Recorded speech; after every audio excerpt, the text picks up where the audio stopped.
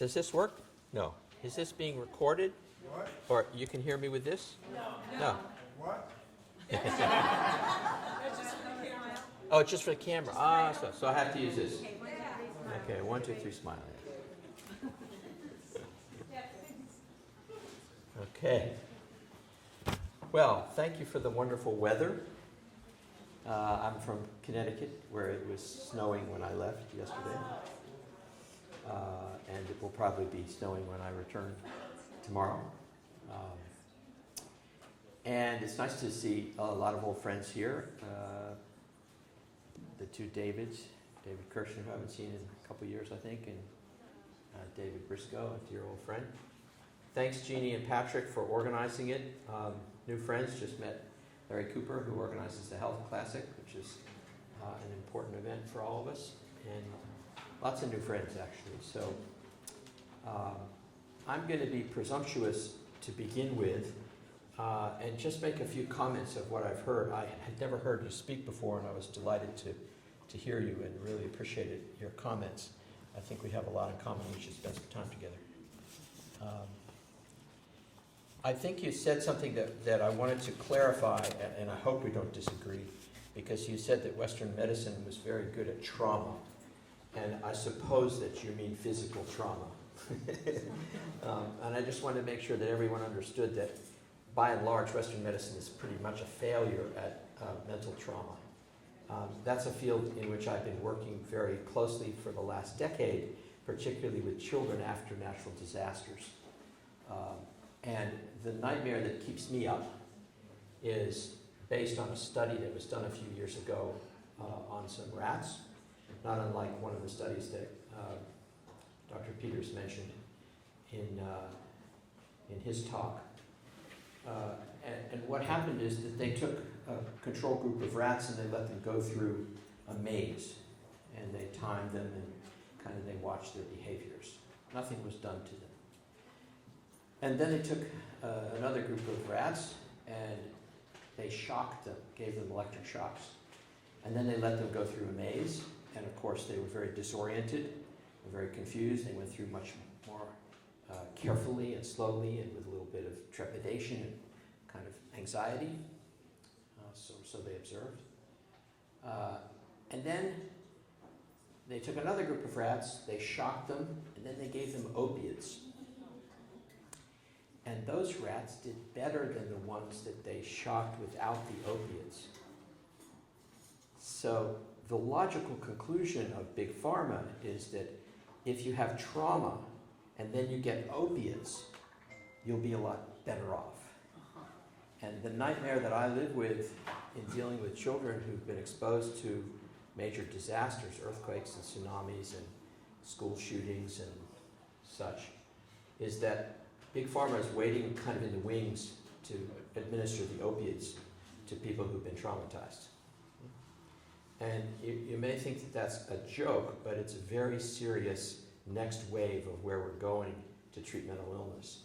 So we have our work cut out for us to see if we can find ways to help children deal with the stress rather than let it turn into the disorder, PTSD. There's a lot about that on the website from the foundation that I direct called Fortunate Blessings, and the initiative of Fortunate Blessings, which goes to disaster areas, called Second Response. So you can go to secondresponse.com or you can go to Fortunate Blessings. The second thing I wanted to add to Dr. Peters' talk was in that list of things that often precede cancer, there's one other interesting, very high percentile common denominator, and that is those people who've had root canals. So if you have the choice, hopefully you can make a choice not to go down that road. If you've had one, it doesn't mean you will get cancer by any means, but the likelihood is increased. And when you look backwards and see people who have had cancers, there's a disproportionately high number of them who've had root canals. The more the root canals, the more serious and quicker the cancer spreads, becomes metastatic. It's very interesting studies out there. And then the last thing I want to add to the conversation in this regard is my own sense about working with emotion and externalization of these repressed emotions. We may share some of the same teachers and some of the same training. In the early 80s, I trained with Elizabeth Kubler-Ross and with Alexander Lowen, who did a lot of work on externalization of emotion and the relationship between body and mind before those terms were as familiar as they've become today. And at the same time as I was macrobiotic already for 10, 12 years, began to really see the relationship of what was in the macrobiotic community and some of the repressed emotions that sort of came out of all of our older teachers, or the majority of our older teachers, and the legacy that they brought with them from Japan, which was kind of a deeper sense of, in a cultural sense, how to control emotion. In 2011, I went to Japan a number of times after the disaster of Fukushima and the huge Tohoku earthquake there and tsunami, and took a group of mental health care workers, and we did a lot of work with nurses and physicians in order to conduct play shops with children who were impacted by these disasters. We went as close as we could to Fukushima, and we went to the cities north around Sendai, cities of Ishinomaki and Kesunuma, where we worked with literally tens of thousands of children over a period of about 3 weeks on 2 separate occasions. Once when we were working with 70 nurses, most of them probably in their 40s or 50s, some as old as 70, 75, I can demonstrate for you what was, in the beginning of our 4-hour training and workshop, the most expressive emotion shown by a nurse from Japan in our group. Here's what it looked like. And that was it. So at the end of 4 hours of working with them, they were rolling on the floor, acting like dinosaurs, and they were screaming and jumping up and down and laughing uncontrollably and expressing anger and kicking up and down and so forth. It was pretty incredible to see how much you could actually get out of a deeply repressed emotion. Our translator actually came up to us afterwards and said never in his wildest dreams could he have imagined a group of Japanese women, nurses, expressing themselves in that manner. So the question I wanted to ask you is, if there were no macrobiotic diet and we didn't really have that in society, and for many people it's not anything that they would consider. It's not so much in the conversation, as you well know. The way it is in the conversation for a lot of people in their minds is it's a cancer diet. You know, you turn to macrobiotics if you get cancer, but it's not the diet. So if you have a conversation with people who are somewhat enlightened about food and the impact of good quality food and diet and epidemiology and culture and so forth, what is the diet? What's the one that everybody refers to as being the good diet that we ought to follow? What's the reference point for that? Anybody? Well, balance is that word that's out there, but any particular place on the planet that they refer to? Yeah, Mediterranean diet, right? And when you look at the Mediterranean diet, it's very similar to macrobiotic diet. It's basically the macrobiotic diet. But there is something about the macrobiotic diet that somehow is missing, and it's part of what Dr. Peters talked about, part of what I study and want to express a little bit about today. But especially it's key when we think of why the Mediterranean diet is so successful. What do you imagine that might be? Yes? Mediterranean people don't suppress their emotions. That's exactly right.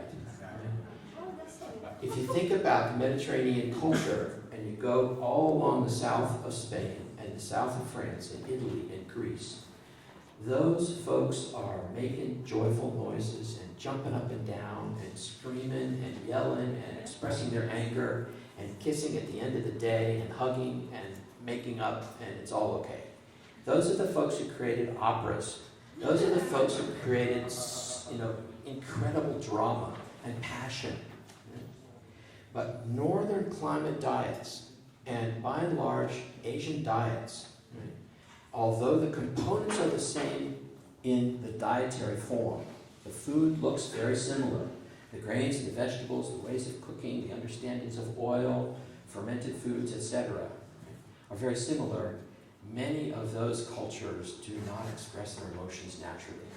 Maybe because they're colder, but because there are centuries of tradition of holding those emotions in for various reasons. So we can't escape the reality that the Mediterranean diet is not simply about food. It is about the Mediterranean culture as well.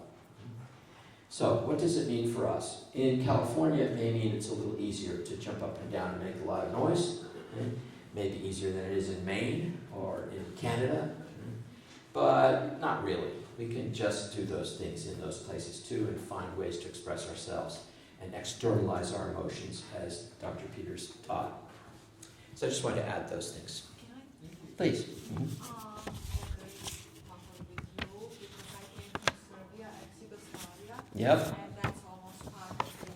That's right. Yeah. And when I came here, I was surprised. You see cars around and no people, no children. Right. And like everybody is happy. No one fighting, no one singing. No, it was a little different than in culture that we're all used to. Yeah. Very interesting. Can you paraphrase what you said for the back of the room? Yes, she's from Croatia, Serbia. So from the former Yugoslavia, one of the republics, and when she came to California, she's looking around, seeing like everyone's in cars, everyone's kind of like disappearing, but there's not a lot of children around. There's not a lot of kind of young family energy as much. Yeah. And in Arizona, everyth's very, very flat, spread out, right? Of course, it's different in different little communities. You'll see plenty of kids. I mean, there's nothing but stroller gridlock in Brooklyn right now. You know, there's plenty of that going on in Venice Beach too. So, okay. So, one of the, let's say, burdens we have in the macrobiotic community is that, again, the perception is, and perhaps because of our practice and our expression reflects this, that we're always talking about food. Right? And even among people who studied macrobiotics a long time, 95% of the conversation ends up being about food. And okay, we really have to get that part right. It is the key. It is extremely important that we understand all the nuances of our diet, the kinds of oil we're going to use, the methods of cooking, the balance of our foods, the nutrients, and so forth. But if we look back at our teachers and look back at the origins of this whole body of knowledge, there was an awful lot of discussion about many, many other things in life, in the great life, which had nothing to do with daily food and diet.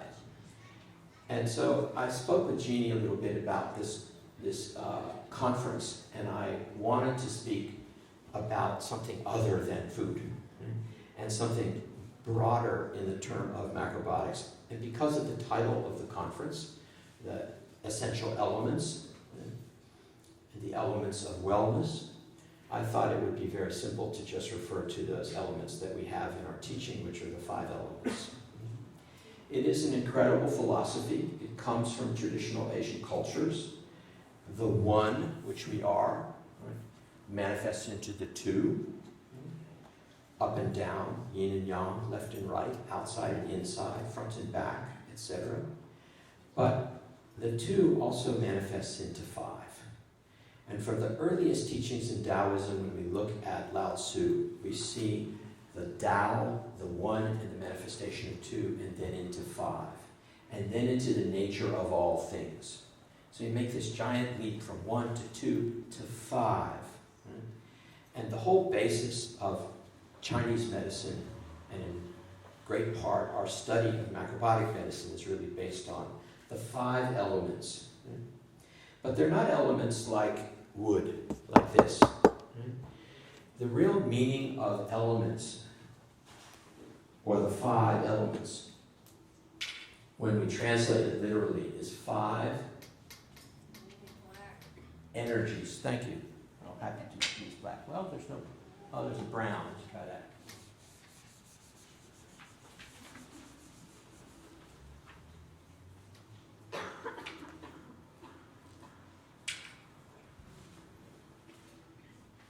Yeah, much better.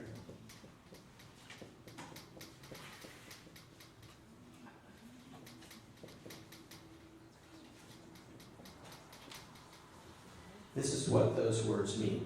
5 energies going. So right away, the implication is that something's moving and something's constantly changing. That it's not a solid energy. It's not matter. When we talk about wood, perhaps a better word for it is tree. Because the energy of wood is something like the energy of a tree, which grows upward and outward. When we talk about earth energy, it might be better if we refer to it as soil, because it's something like the energy of soil, which is gathering. The energy of movement of soil is gathering. When we talk about water, we're not literally talking about H2O. We're talking about the nature of energy which floats, which is kind of suspended. And so, I'm not sure that you all know all of those 5 energies, but I'm just going to go through them very quickly. That floating energy we call water. And water gives nourishment to an energy we call tree, which grows upward and outward. And that energy nourishes and gives birth to an energy we call fire, which is very activating or pulsating in and out like the heartbeat. And fire over time settles down and starts to gather and move to the center, the energy we call soil. And soil energy moves into a firmer quality and hardens over time and becomes what we call metal or solidification of energy. After a while, when energy solidifies, it finally melts again and starts to float and creates or nourishes the water. Now those are the 5 energies moving in what's called the creative cycle, but there is fortunately also a secondary cycle, which is a control or checks and balance system. And it's this familiar star that you've seen in many, many drawings of the 5 transformations or the 5 energies going. And what's fascinating about this is that there is tremendous correlation with Western anatomy and physiology about how these actually work. Because you can put all the organs here, you can put all the colors here, all the emotions here, all the directions here, all the numbers here, all manifestations of nature and our lives can be placed in one of the 5 energies moving or changing. So for example, what organ would be associated with water? Kidneys. Right?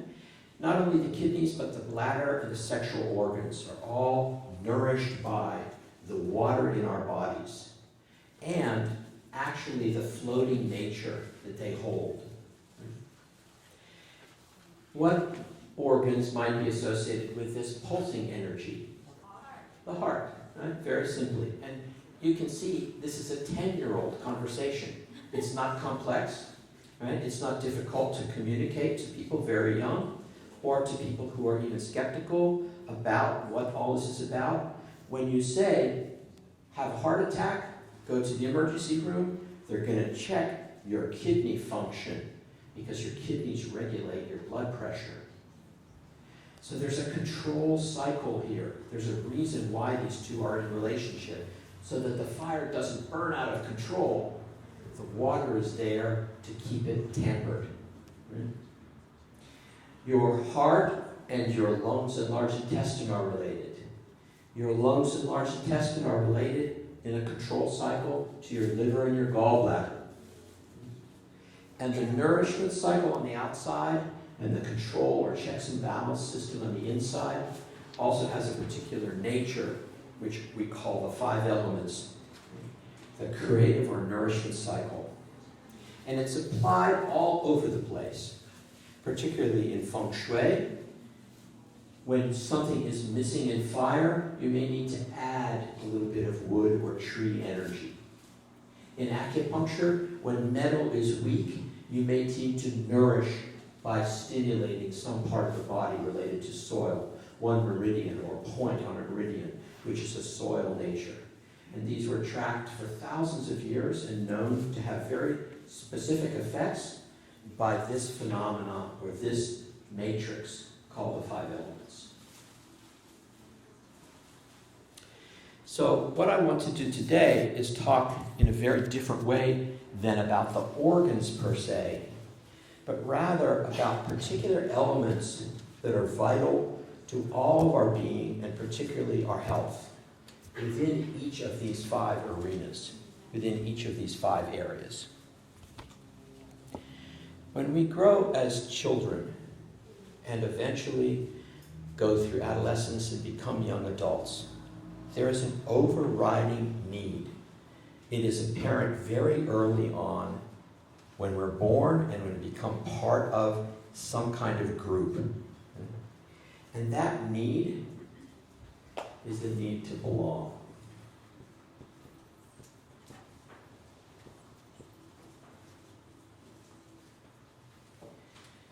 So the gathering nature of soil suggests that all of us belong together in some capacity.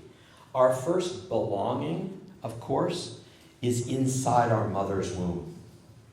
But immediately our belonging continues after birth in her arms or with our immediate caregivers, our family, our tribe, our culture, and all the way through our early childhood, if we're properly nourished, we have that good, satisfied sense of belonging. We hold hands when we cross the street. We gather in a circle and play a game. We all feel a part of something.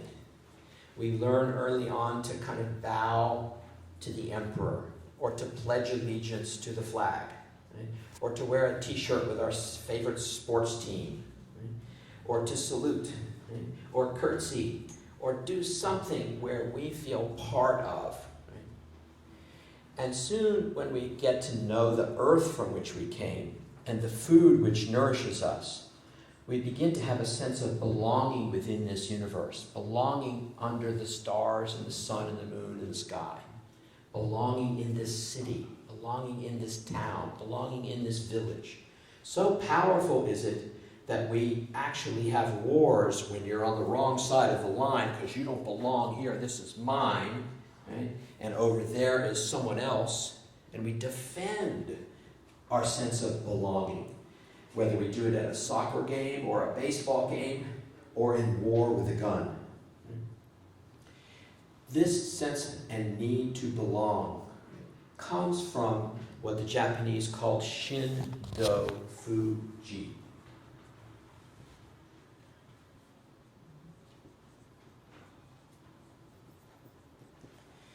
And Shin-Do-Fuji means soil and man are not two.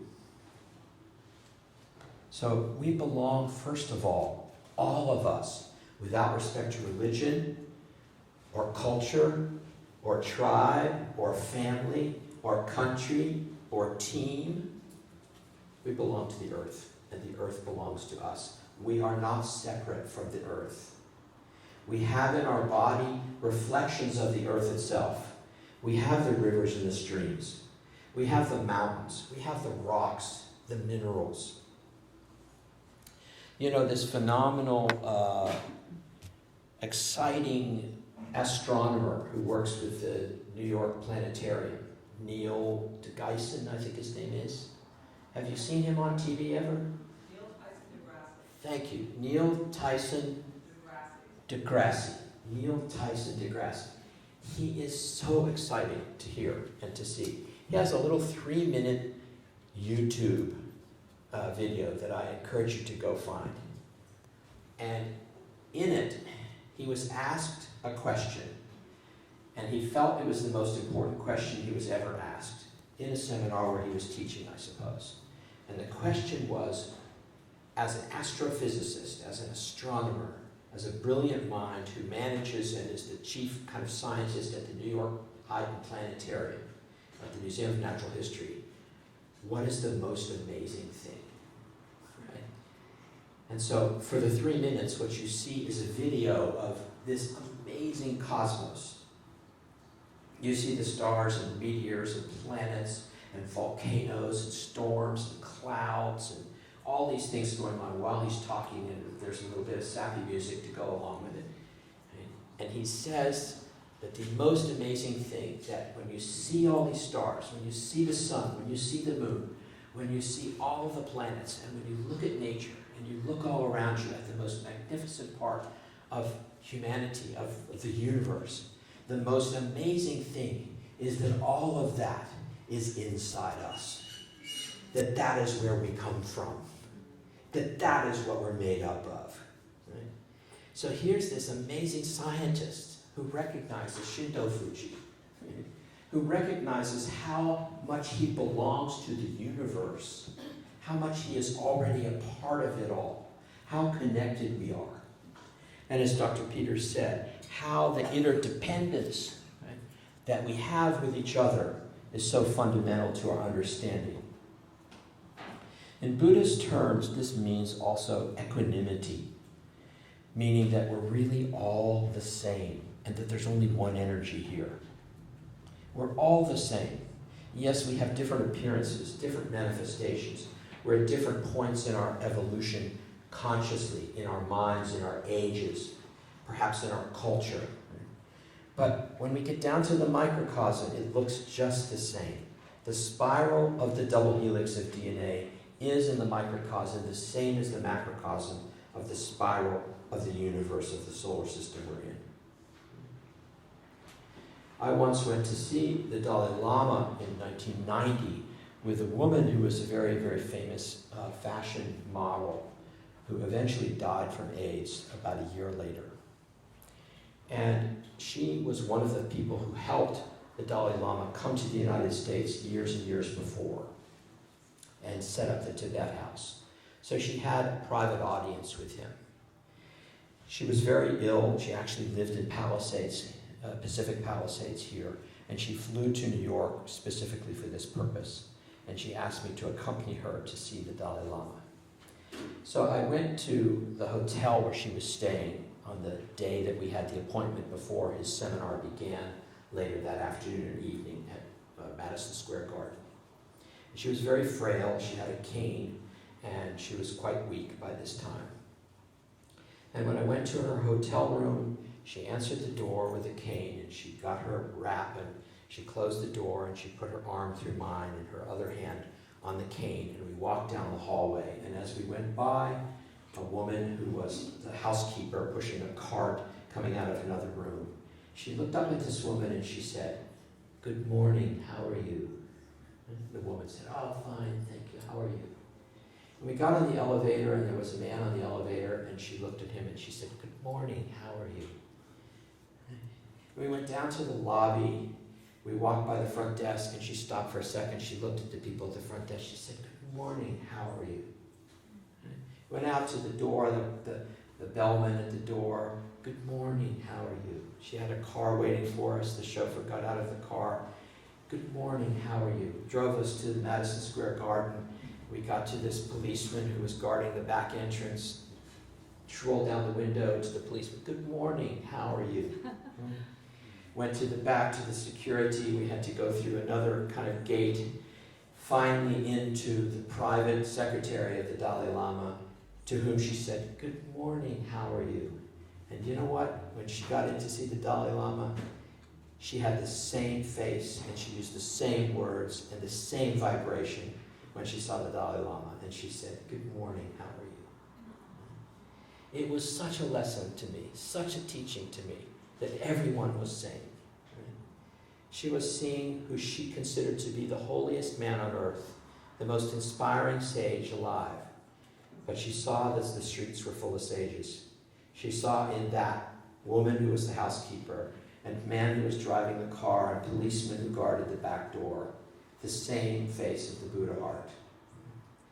That's how we all belong. Imagine if you went through your day with that kind of belonging, emanating your belonging and their belonging in your life as important as anyone you could possibly meet on the street. Put that vibration into the world. Hi, how are you as part of your day actually can make or break a person's evolution on the spot, particularly a child. And you don't even need to say anything when you're a dad or you're a grandfather or grandmother. If you're sitting there watching the most important game, right, the Super Bowl or the World Cup or whatever, and you're in your easy chair, you're a straddle lounger, and you're watching that game and your 3-year-old granddaughter comes in, just this look is crushing as opposed to that look. Because that look is, hi, how are you? Right? That look is sending your love and your belonging and the sense of belonging, right, out into the world. I agree totally with our friend from Serbia that we've become kind of very strange to each other on the streets here. Right? Everybody's very suspicious. Everybody's a bit scared. But when you go into an old village, and I've been in plenty of them throughout Yugoslavia. I went to Kumrovec in 1990, where Tito was, and all through Bosnia-Herzegovina, and to the small villages through there, all the way to the islands of Hvar and all along the coast. Such beautiful cultures, and you can be sure that the suspicion is gone. Right? It's all, hi, how are you? And why we lost that, I don't know. And it doesn't matter to me if the hi, how are you is to the guy who's behind the counter at McDonald's or the guy who's behind the counter at the gold mine table over there. Why not? Right? They're all same. We're all one. Without this, there's a particular problem that can develop. And within each of these 5 transformations, I'm going to suggest that if you don't emanate this, you have a greater chance of developing problems with the stomach and spleen, particularly problems of regulating your hormones and enzymes in pancreas, your blood sugar.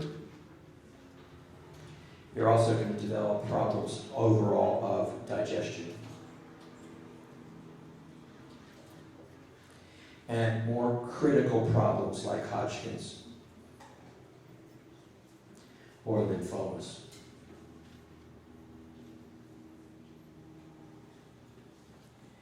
So the relationship I see after 45 years of macrobiotics and counseling, right, is that there's some disconnect for people who develop this body, these bodies of illnesses that affect soil, energy, stomach, spleen, pancreas, their digestive, blood sugar problems, diabetes, etc. In terms of how we belong in the world. So next, there's this mental energy. And mental energy has to do with the materialization of things, the solidification of matter. I walked down Rodeo Drive this morning, and I understand why LA got the name La La. This is La La Land. This is like incomprehensible to me, right? I mean, I drive down a highway where I live, and I see an ad for a dentist, right, on a billboard. Or I see an ad for a cell phone provider like Verizon. You have an ad on the highway on the way over here for a $50,000 watch made by Patek Philippe on a billboard. And that's more money than 95% of the people that live in the town that I live in make in a year for one watch. Right? So this sense of materialization is about one particular thing that gets a really bad rap. And it's about desire.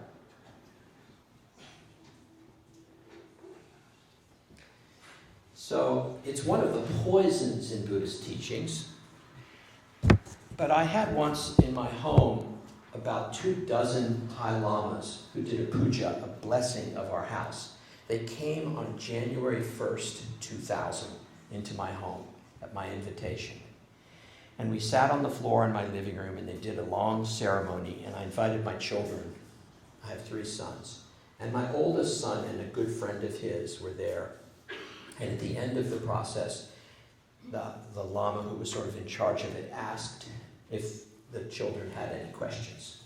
And my oldest son, who had seen my studies and books around and had been talking with me a lot about, value systems, said, "What's wrong with desire?"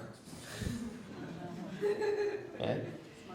And it was a great question to ask, right, a High Lama, right? And he cracked up laughing. And he basically said, you have to distinguish between desire and ambition. And you have to also distinguish between you and other people. So he said, I'm desiring of taking money back to Tibet, to India, to places where we have orphanages. That's why I come. That's why we do our work. We're trying to raise money. And we want to help the children in those orphanages. So I have a desire. But my desire is more like an ambition in their name, in their stead, because they can't come here. I have the ambition for them to grow up healthy. I have the ambition for them to learn things that they couldn't otherwise learn without books. But this desire or ambition isn't selfish. It isn't for me. It's for the service of others. And if you have this desire for the service of others, right, have a lot of it, said this Lama. And it was a beautiful teaching. He went on to say something which I want to distinguish, and that is, he took these 2 words, quantity and quality, and made a very clear distinction between them. He basically said that the Western world is consumed with a desire for quantity, that it's all about more. It's all about the most. It's all, whether it is measuring things, like how many calories are you taking? Or how much nutrients are there? It's all quantified. Or how much money did you make? How much percentage did you gain on your investment? Or how much do you weigh? Or how big is your X or your Y measured? As opposed to quality. And so if we pull it back to our daily food, and within macrobiotics or any approach, we know that the quality of calorie, the quality of nutrient, the quality of oil, the quality of protein, etc., actually is significantly more important than the quantity of. So, the questions about yin and yang that go back and forth in macrobiotic cultures. What's the right answer here? Is a watermelon yin or yang? Your answer? Depends on what you're comparing it to. Compared to what is the only answer, right? If you have a watermelon, it doesn't mean anything. If you eat the whole watermelon, it means a lot. It means you just ate a whole watermelon. That's what that means. But if you have 1 or 2 pieces of a watermelon in a fruit salad, it's a whole different story. So the watermelon, though it has yin quality to it, right, is by its nature more significant, right, when you think of less, right, in your diet. So actually, we can eat far less. We can exist very easily on something like 12 to 1,400 calories. We don't need a lot of food because the food we're eating is whole, because the food we're eating is efficiently processed by our bodies. All desire comes from one particular desire.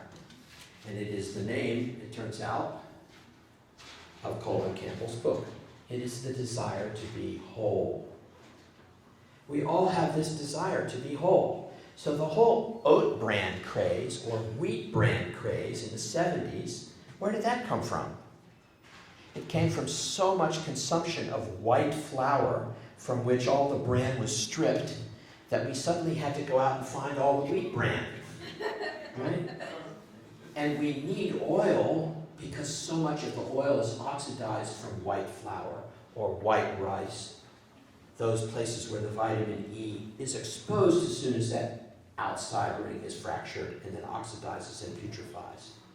We have this desire to be whole. So if our diet ends up being whole in the first place, we have much less desire.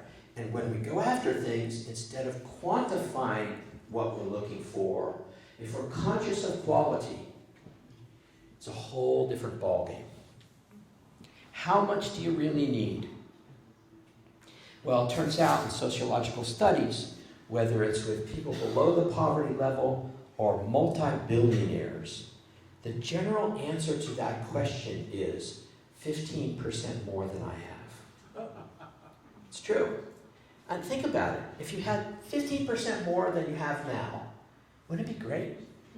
You could just kind of take care of that credit card bill, right? Get that one thing you really want, right?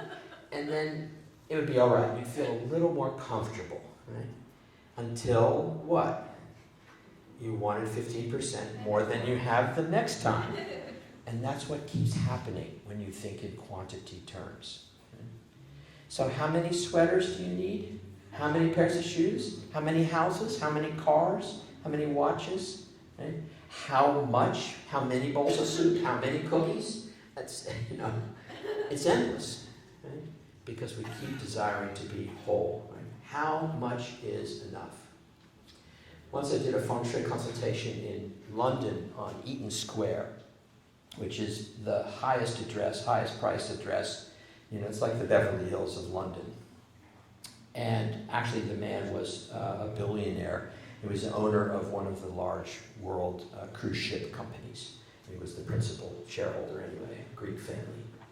And shortly after going into what they call the lounge, rather than the living room in this man's house, he and his wife, who were meeting with me, were called away by one of their helpers, servants, staff, whatever they called them, because it was a phone call that they both had to take regarding one of their daughters at school. So they left the room, and I'm sitting in this very large space with a cup of tea, and I start to look around. In this house, in this room, was only things of the most expensive quality in nature. I mean, there were beautiful antiques. There were magnificent tapestries. There were fantastic sculptures. There were leather-bound books. There were beautiful desk sets and candelabras and a piano and on and on and on. And so I started to kind of go around the room thinking to myself, what if you had to categorize all these and catalog them? Let's pack all these up. So the moving company comes and they have to make a list. And so I started to kind of count everything that was in there. And it's like 250 books on that shelf. And so I got a third of the way through the room, and I got up to 800 when these people came back in. I was thinking there's a couple thousand things in this room, single things in the room. So they sat down, and I said, let me ask you a question.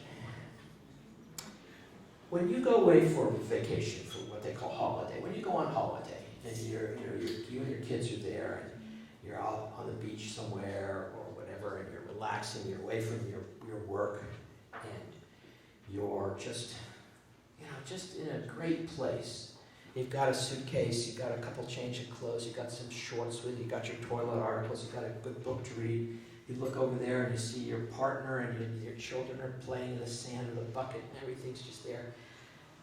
Do you ever have the feeling if your house burnt down, it would be okay?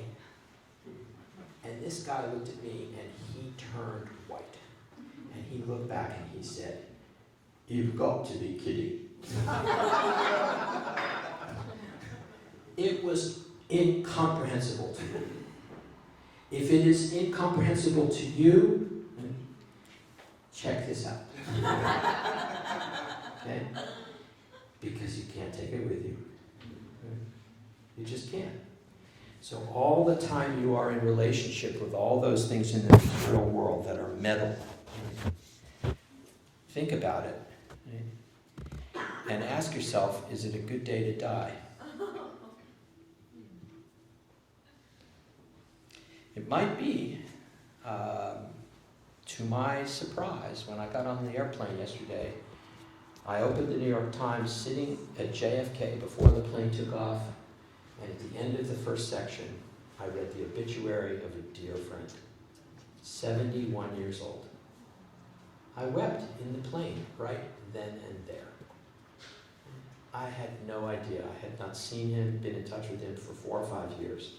But in 1967, he was the medical director of a free clinic that I started in Cincinnati when I left university. His name was Dr. Michael Palmer, and he wrote many, many books, medical thrillers, one of which got turned into a movie called Extreme Measures with Gene Hackman and Hugh Grant. And he wrote books like Robin Cook and Michael Crichton. He was a great guy. And at 71, he came back from safari in Africa from a vacation. And when he was going through customs 10 days ago in JFK, he had a massive heart attack and died on the spot. 71. Is it a good day to die? Are you complete? Because metal is about completion and your desire. What is it that you desire to do that you haven't done yet? What is it that you desire to own, to have, to say?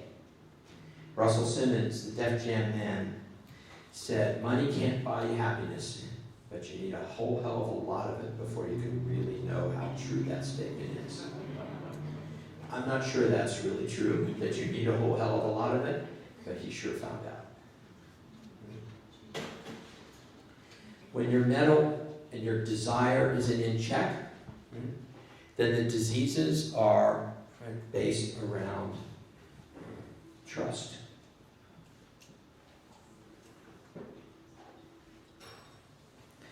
In other words, do you feel that the universe will give you everything you need? Do you have faith that everything you could possibly ever want will be provided for you? It's there. It's just coming. It's going to be handed to you. And those diseases are diseases of excess, not of deficiency. What is the primary disease of excess and not of deficiency? Cancer. Cancer is not the disease that comes from some calcium deficiency that you would be led to believe if we listen to the reductionist nutritionists out there. But rather, we're taking too much protein. We're taking too much fat. We're eating too much animal food. We're eating far too many calories, too much sugar. All those things are excess, not deficient in our diet. Diseases of excess burden our lungs and our large intestine, and eventually also give us skin problems because the body's excess can't get out through the normal excretory challenge through our large intestine, which processes excess solid waste, and our lungs, which process excess gaseous waste, and work together. So these problems are lungs and large intestines, asthma, rectal cancers, colon cancer, which is a huge killer, and eventually so much blockage that we end up with skin problems, psoriasis, eczemas, all kinds of breakdowns in the skin itself.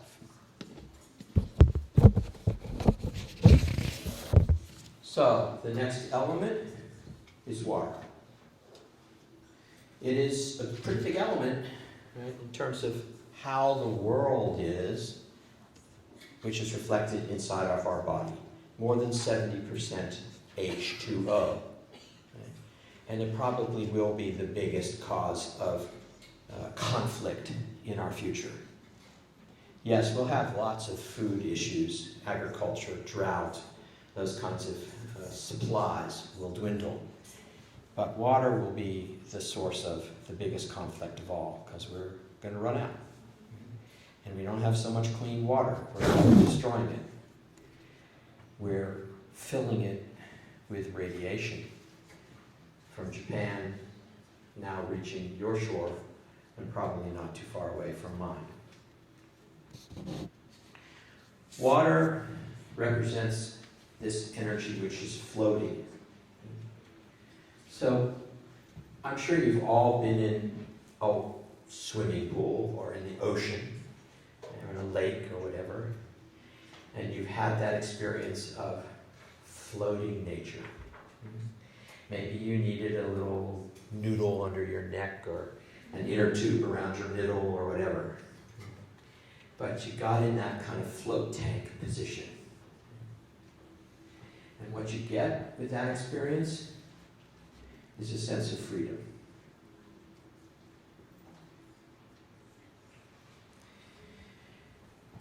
We all want to feel free. We don't want to feel restricted. We don't want to feel attached. We like to float. It really feels good to let go. How many of you have jumped out of an airplane? Raise your hand. Keep them up. Keep them up. I just wrote yours. 1, 2, 3, 4, 5. 5 people. Please jump out of an airplane. It's absolutely extraordinary. It's not like you think. It's really not like you think. It's not bungee jumping. It's not like, oh my God. No, it's not that at all. It's just, you're sitting there and there's a curtain in front of you. And they open the curtain and you lean forward. And that's it. And then you are in infinity. It's amazing. It's an amazing experience. When I was in college, I remember going out drinking one night with some buddies, and it was like 5 or 6 of us, and there was this one guy I always had the most respect for because he was bulk. I mean, he was buff. I'm sure he turned into a Navy SEAL or something. He's probably like 6'4", 220, football player, just pure muscle, but a sweetheart of a guy, a really lovely guy, good friend of ours, Brian. And so we're talking, and somehow the topic of the skydiving came up and went around. And I had jumped at that point, I have since, and I, asked who's done, and I said, Brian, did you jump? And he said, yeah. I said, you jumped out of an airplane? He said, yeah. I said, what was it like? He said, filled my pants. It's like his whole persona just totally changed. Right? It's great. Right? Like that zebra, scared shitless. It was fantastic. That's freedom. Right? But really, what is this about, this freedom? This freedom is being in this stressless place while you're stuck in traffic. I mean, you have 8 lanes that don't move sometime here. This is incomprehensible to me. Right? It's like a parking lot, and you have 8 lanes of parking lot at 5:30 in the afternoon. Yeah, you keep building bigger highways, so you get bigger parking lots here. So what are you going to do? Are you going to feel trapped when you're in that situation? Or, as Dr. Peters suggested, you learn how to deal with the stress that's there and just turn on some language tape or listen to some music or just do a mantra or do whatever you need to do so you can feel like you're free. So you can overcome the stress that is presented to you, because you're not going to get out of traffic if you're in it. Fritz Perls said it in Gestalt therapy, don't push the river, it flows by itself. If we could somehow take that on as being a kind of Taoist teaching, instead of the language we use, which is immediately stressful, we're in this rat race. Really? Right? We're part of the mass migration where we get on an airplane, we're like in a cattle car, right? And we feel like we need to escape. Well, where are you going to go? What planet are you planning on moving to? I feel very sad the work I do with children who've been impacted by natural disasters. I mean, I go back to my kids and I'll say to them, I just spent a week with them 2 weeks ago in Santa Fe. Took the 3 boys away from Mom. Mom got her space. We all went out fishing and horseback riding, and yeah, we were going to jump out of an airplane too, but the jump zone was 4 hours from Santa Fe, so we didn't do that. And I said, guys, you know, this is what I would really like to say to you in 5 years. Wow, you remember like in 2012, 2013, like the economic problems we were having, and all the weather problems we were having, and the political conflicts we were having, and all the violence in the street? Boy, I'm glad that's over with. But I'm not going to be able to say that. And neither are you. Because you know what? It's probably going to get much worse. And it's a tragedy. It's just so sad. And there's nothing we can do about it outside, but we can sure do something about it inside. And that's where all these elements are floating around. The desire that's out there doesn't need to infect us. It's not communicable. We have some protection against it. The sense of belonging we have a choice about. Particularly if you eat well, you'll feel much more belonging to the earth. And the freedom we have inside, some of the freest people I know are the ones in prison. I'm on the staff of the New York State prison system, and I work with a group of 12 murderers, all of them in for life. Those guys are incredibly high. They are free. Right? It's kind of ironic, but in the extreme, everything changes to its opposite. So, do you wait to go to prison before you realize you're free? No, find that place of inner peace inside yourself. Don't buy into the migration of being part of the cattle car. The image I think of often is the image of Sylvester Stallone, Rocky, at the top of the stairs in front of the Philadelphia Art Museum. I mean, he did. He made it. He got to the top of the stairs. Extraordinary.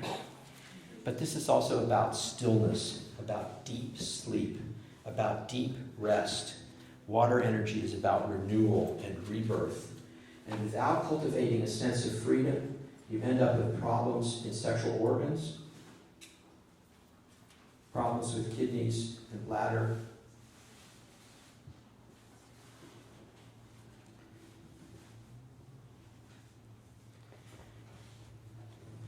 and problems especially for men with prostate issues, and for women, uterine.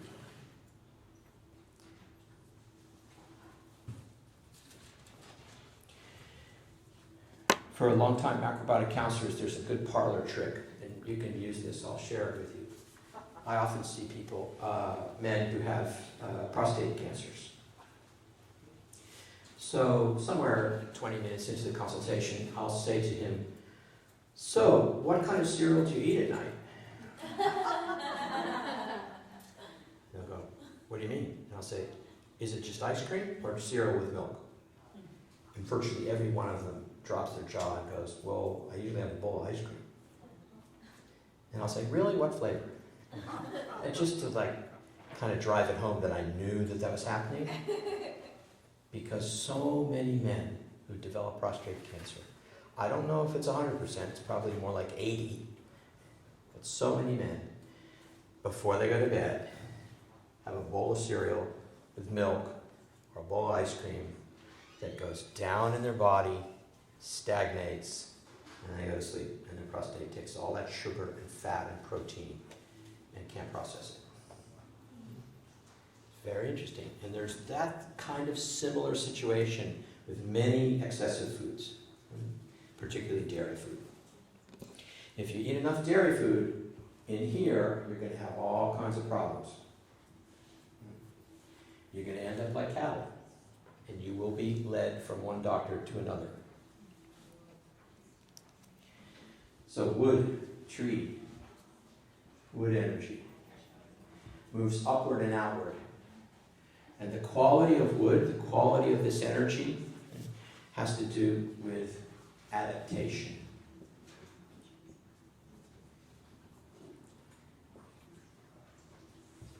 It asks us, can we adapt? This was Darwin's ticket. Darwin didn't say, the strong shall survive. Darwin discovered that the ones who survive are the ones who learn to adapt.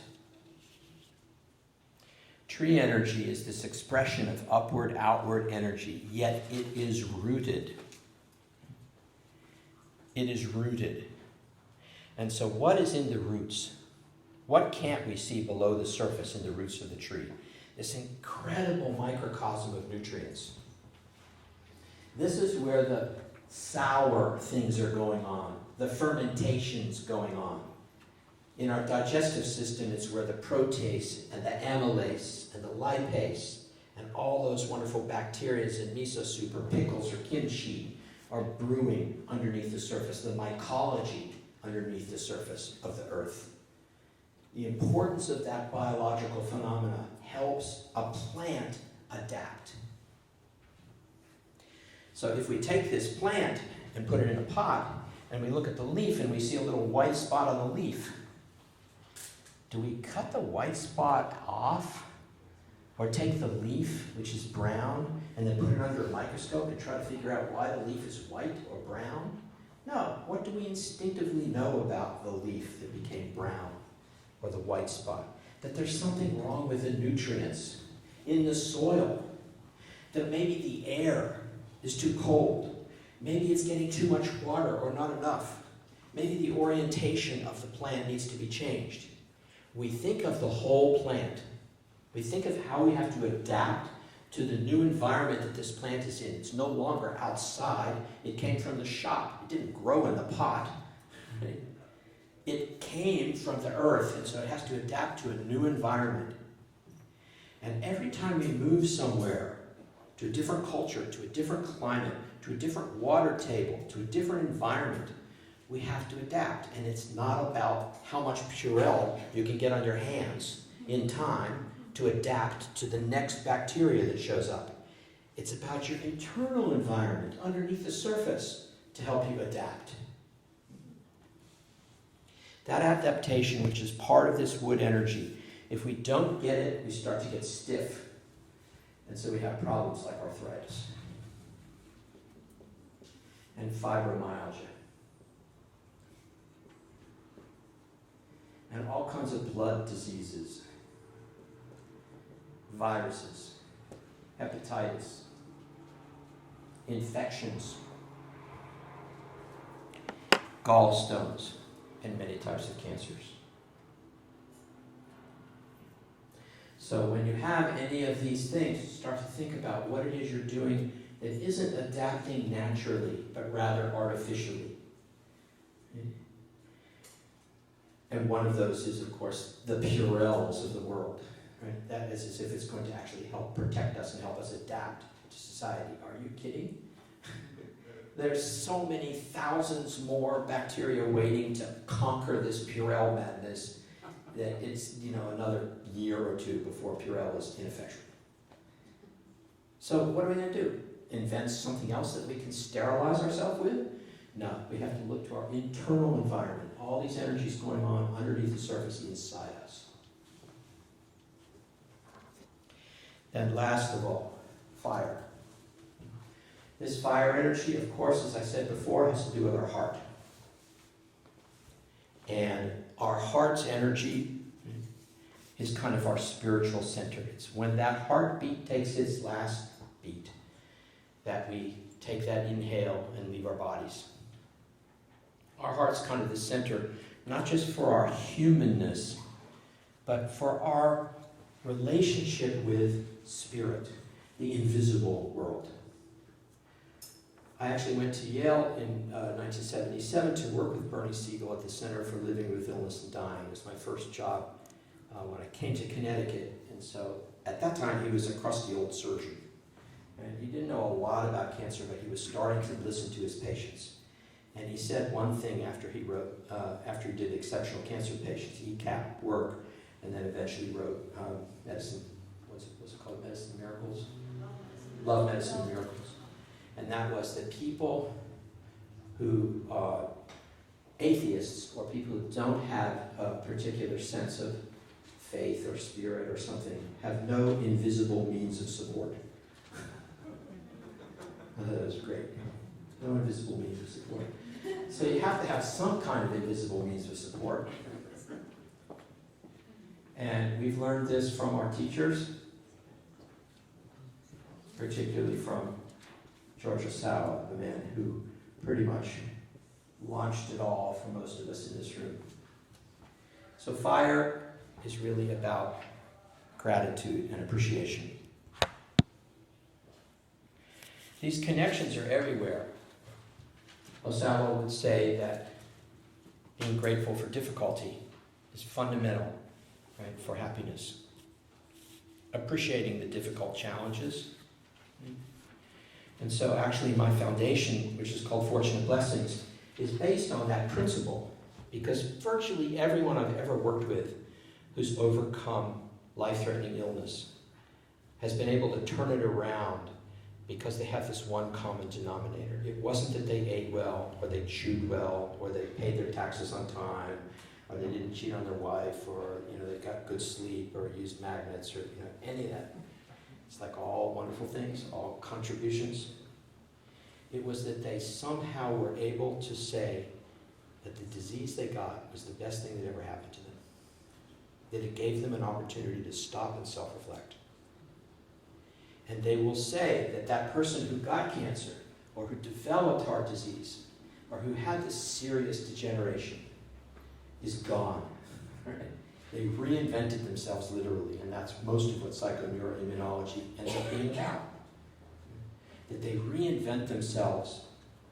And it's not when the guy who walks into the lab test and says, well, sir, you have a tumor and it's stage 2. You don't jump up and go, yeah, that's great news. Of course not. You have to work through that. But at some point, 1 year, 2 years, 3 years down the road, those people actually can say, thank you to the universe, who gave them this active part of their life, not under the surface, but very visible in their spirit. And when you don't have this spirit of gratitude and appreciation, you end up with heart disease, or with hypertension, high blood pressure, or again, many, many blood disorders, because the back of this is the developing blood quality in our small intestine. So things like leukemia are in this victim mentality of poor me.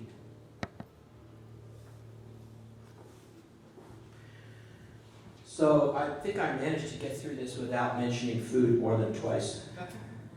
And that's really what I wanted to do, is to give you a sense of how lucky we are to have a body of knowledge and a teaching that is basically macrobiotics, that is much, much broader than any conversation about nutrition or food.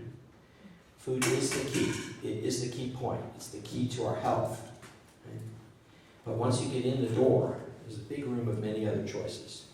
So we have to study relationship, we have to study elements in energy, the invisible world, and all these 5 natures: belonging, desire, trust here too, freedom, adaptation, and most of all, as I am today, for the opportunity I've had, gratitude and appreciation for you, for Jeannie, for Patrick,